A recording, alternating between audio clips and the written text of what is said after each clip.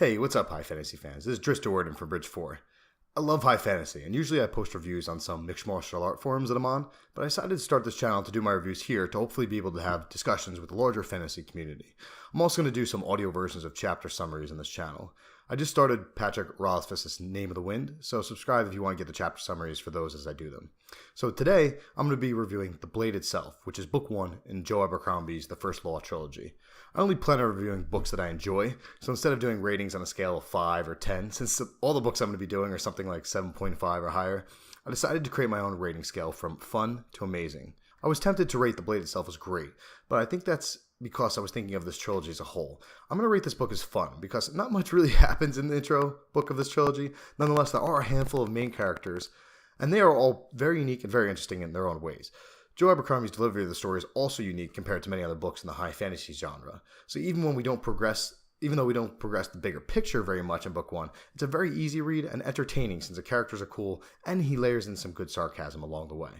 As far as the mood or tone of the story, I rated it as gnarly, but I can see why some people would classify it as intense. It is definitely an adult book because some of the graphic descriptions of the events, but I'm currently rereading Gardens of the Moon by Steven Erikson, and that book is much darker in comparison. The world doesn't come across to me as green like the Shire, but it also doesn't come across as the doom and gloom of Mordor. We spend a lot of time in or around nobles of a city, and they are sort of ignorant of the dangers outside their walls, so this lightens the mood of the book overall. Moreover, some of the main characters are truly badass, physically, mentally, or in terms of magic. So when I found myself alongside them in darker situations, they are able to keep their heads up, crack jokes, which made the environment seem less dark to me as a reader than it probably was for them experiencing the environment and the events that unfold there. And don't get me wrong, out of nowhere, there'll be some very brutal descriptions of a fight or torturing, but the story tends to quickly transition back to the general feel of the story, which to me is like a light gray, if that makes sense. Now this is not the case, but it feels almost like a world that is in the aftermath of two huge armies doing battle, where brothers and fathers have died and where people aren't yet ready to celebrate around bonfires with music. It feels sort of like the sky constantly is overcast with clouds, but it doesn't feel like there's thunder and lightning anywhere, if you know what I mean.